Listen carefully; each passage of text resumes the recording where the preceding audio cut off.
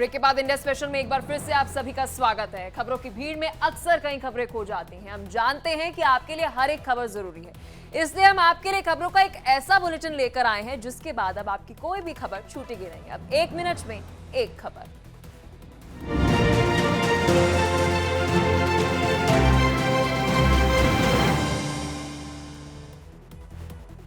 Indian overseas Congress के अध्यक्ष Sam Pitroda ने एक बार फिर से विवादित बयान दे दिया है। इस बयान के बाद से पित्रोदा ने अपना इस्तीफा भी सौंप दिया है। बीजेपी ने पित्रोदा के इस बयान के बाद से कांग्रेस को घेर लिया है। क्या कहा है सैम पित्रोदा ने, चलिए आपको बताते हैं। इंडियन ओवरसीज कांग्रेस के अध्यक्ष सैम ने विरासत टैक्स के बाद एक और विवादित बयान दिया है। पित्रोदा का एक वीडियो सामने आया है जिसमें वह भारत के अलग अलग हिस्सों में रहने वाले लोगों की विवादित रूप से तुलना कर रहे हैं। पित्रोदा ने इस वीडियो में कहा है कि पूर्वी भारत में रहने वाले लोग चीन के लोगों जैसे हैं, पश्चिम में रहने वाले अरब जैसे हैं तो उत्तर भारत में रहने वाले श्वेतों की तरह है और दक्षिण भारत के अंदर रहने वाले अफ्रीकी लोगों की तरह दिखते हैं। Where people on east look like Chinese, people on west look like Arab, people on north look like, maybe white, and people in south look like Africa. Doesn't matter. We are all brothers and sisters. We all respect different language. We all respect different religion, different look, different custom, different food. Sam Pitroda के इस बयान के बाद से सियासी हलचल तेज हो गई है। बीजेपी ने पित्रोदा के इस बयान के बाद से कांग्रेस को घेर लिया है।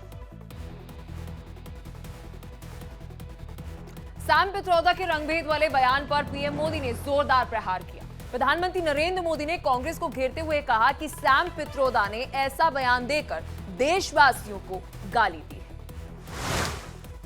इंडियन ओवरसीज कांग्रेस के अध्यक्ष सैम पित्रोदा के भारतीयों के रंग रूप से जुड़े बयान पर बीजेपी हमलावर है। प्रधानमंत्री नरेंद्र मोदी समेत बीजेपी ने पित्रोदा के बयान को लेकर कांग्रेस और राहुल गांधी पर भी निशाना साधा है। कि जिनका चमड़ी का रंग काला होता है ये सब अफ्रीका के हैं।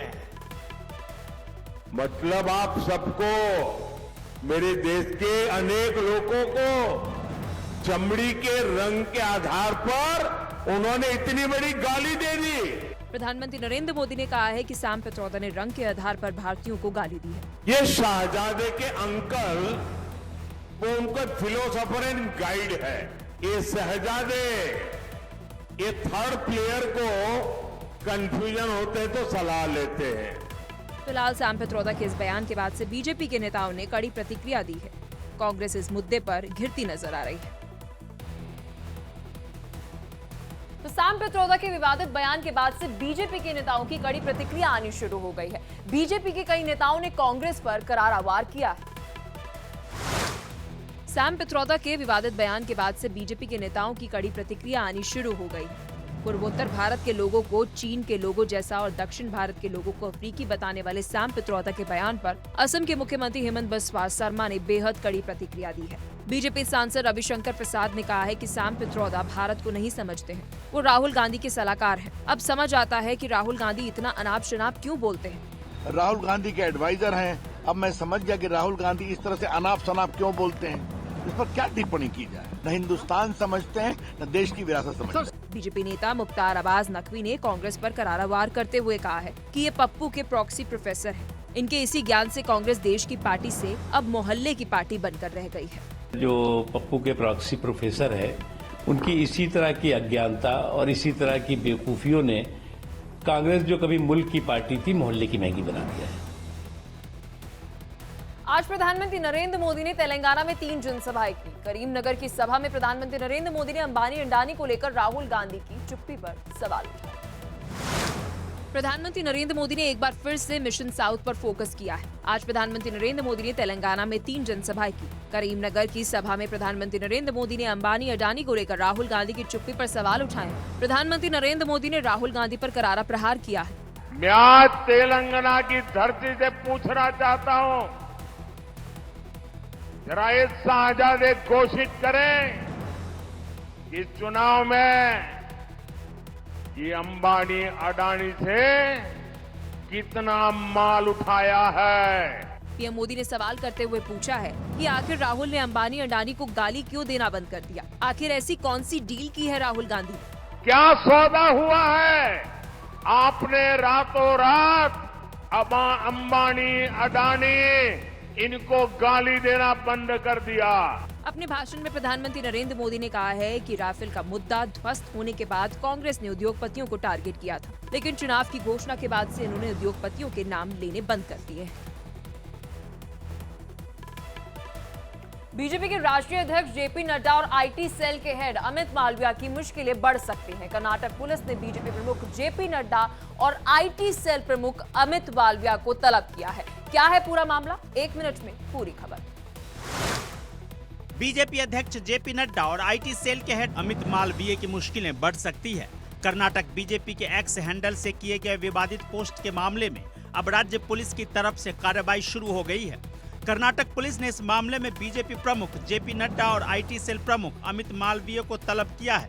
दरअसल एक पोस्ट के संबंध में बेंगलुरु के हाई ग्राउंड पुलिस स्टेशन में एफआईआर दर्ज की गई थी और इसमें दोनों नेताओं के खिलाफ शिकायत दर्ज करवाई गई थी।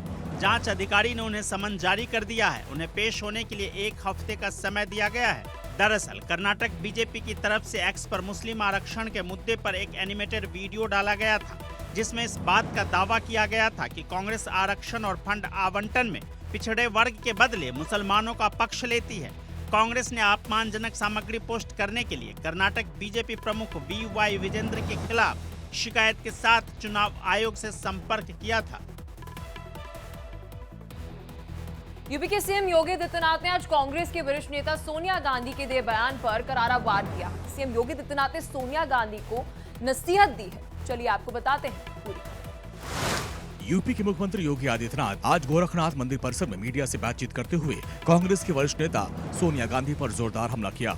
सीएम योगी ने तल्ख अंदाज में कहा कि सोनिया गांधी को सफेद झूठ बोलने के बजाय कम से कम सच बोलने की आदत डालनी चाहिए। कम से कम श्रीमती सोनिया गांधी जी वो सच बोलने की आदत डालनी चाहिए। सीएम योगी ने बीजेपी पर नफरत की राजनीति को बढ़ावा देने वाले सोनिया गांधी के बयान पर जोरदार जवाब दिया। सीएम योगी ने कहा कि चुनाव के दौरान अब ये लोग देश की जनता की आंखों में धूल झोंककर सत्ता नहीं हथिया पाएंगे। चुनाव के दौरान जनता की आंखों में धूल झोंक करके अब ये देश की सत्ता नहीं हथिया पाएंगे, क्योंकि पूरा देश मोदी जी के नेतृत्व में एक भारत श्रेष्ठ भारत के दर्शन कर रहा है। सीएम योगी ने कहा कि सोनिया गांधी जी की तरफ से बीजेपी पर लगाया गया झूठा आरोप उल्टा चोर कोतवाल को डांटे जैसा है। केंद्रीय गृह मंत्री अमित शाह ने आज यूपी के लखीमपुर में रैली को संबोधित किया। अपने संबोधन के दौरान गृह मंत्री अमित शाह ने राहुल गांधी पर जोर से निशाना भी साधा। गृह मंत्री अमित शाह ने आज यूपी के लखीमपुर में रैली को संबोधित किया। अपने संबोधन में गृह मंत्री अमित शाह ने राहुल गांधी पर जोरदार हमला किया। ये राहुल बाबा कहते हैं हम एक झटके में गरीबी मिटा देंगे। अरे राहुल बाबा, आपका ट्रैक रिकॉर्ड देखो।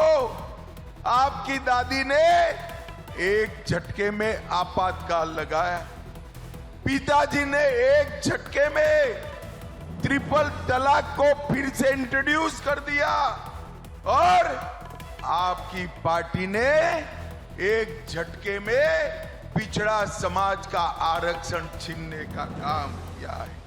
समाजवादी पार्टी के नेता राम गोपाल यादव के राम मंदिर वाले बयान पर भी अमित शाह ने पलटवार किया। राम मंदिर को बेकार बताते। मेरी बात याद रखना, जरा भी गलती करी तो ये राम मंदिर पर बाबरी नाम का ताला लगाने का काम करेंगे। प्रियंका गांधी ने रायबरेली में भाई राहुल गांधी को जिताने के लिए कमान संभाल ली है। आज प्रियंका गांधी ने एक रैली को संबोधित करते हुए कहा कि रायबरेली को 2 सांसद मिलने वाले हैं। प्रियंका गांधी वाड्रा ने रायबरेली में अपने भाई राहुल को जिताने के लिए कमान संभाल ली है। आज प्रियंका गांधी वाड्रा ने बछरावा में रैली की। अपने संबोधन के दौरान प्रियंका गांधी वाड्रा ने कहा कि रायबरेली को 2 सांसद मिलने वाले हैं। प्रियंका ने पीएम मोदी के अडानी वाले बयान पर भी पलटवार किया। राहुल जी अडानी अंबानी का नाम नहीं ले रहे हैं, रोज तो लेते हैं। रोज हम इनकी सच्चाई आपके सामने इनका खुलासा करते हैं। रोज हम आपको कहते हैं कि बड़े खरबपतियों की इनके साथ गांठ है।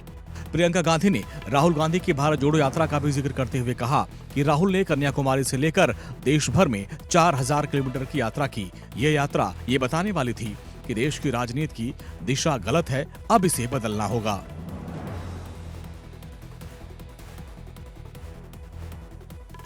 बहुजन समाज पार्टी की मुखिया मायावती ने अपने भतीजे आकाश आनंद को पार्टी के नेशनल कोऑर्डिनेटर और साथ ही अपने उत्तराधिकारी की जिम्मेदारी से अलग कर दिया है। मायावती के इस एक्शन के बाद से समाजवादी पार्टी के मुखिया अखिलेश यादव ने बीएसपी को घेरा है।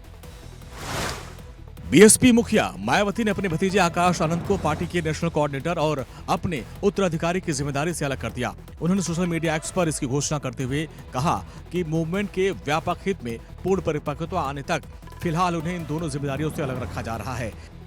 इतना ही नहीं, नेशनल कोऑर्डिनेटर पद से हटाए जाने के बाद सभी रैलियां रद्द कर दी गई हैं। मायावती ने कहा कि वो कुर्बानी देने से पीछे नहीं हटेंगी।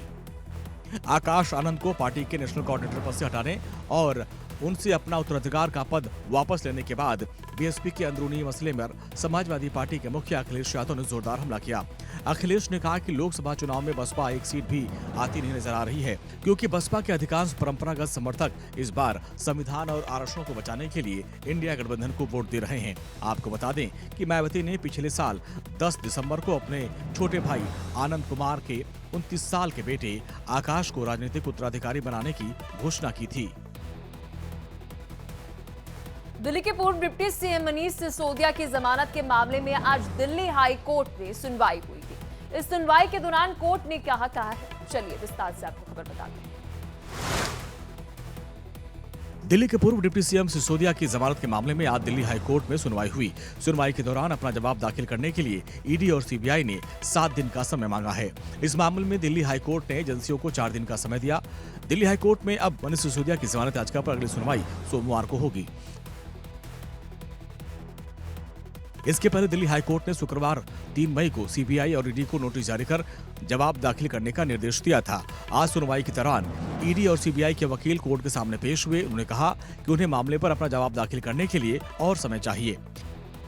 हालांकि इस मामले में सिसोदिया के वकील विवेक जैन ने अतिरिक्त समय की मांग का विरोध किया। जैन ने विरोध करते हुए कहा कि सिसोदिया न्यायिक हिरासत में है और ईडी ने सुप्रीम कोर्ट को आश्वासन दिया है कि केस 6 महीने में पूरा हो जाएगा।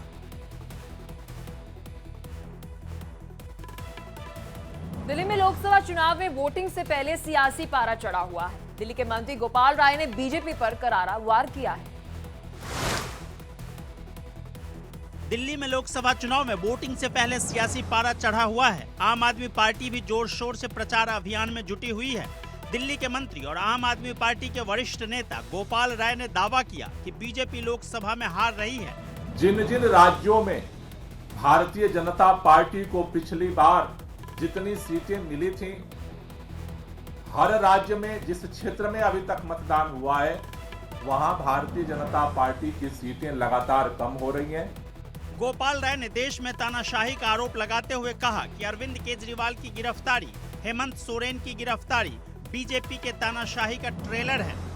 दिल्ली के मुख्यमंत्री अरविंद केजरीवाल जी की गिरफ्तारी, झारखंड के मुख्यमंत्री हेमंत सोरेन जी की गिरफ्तारी आज साफ साफ भारतीय जनता पार्टी की तानाशाही का टेलर का उदाहरण देश में बन गया।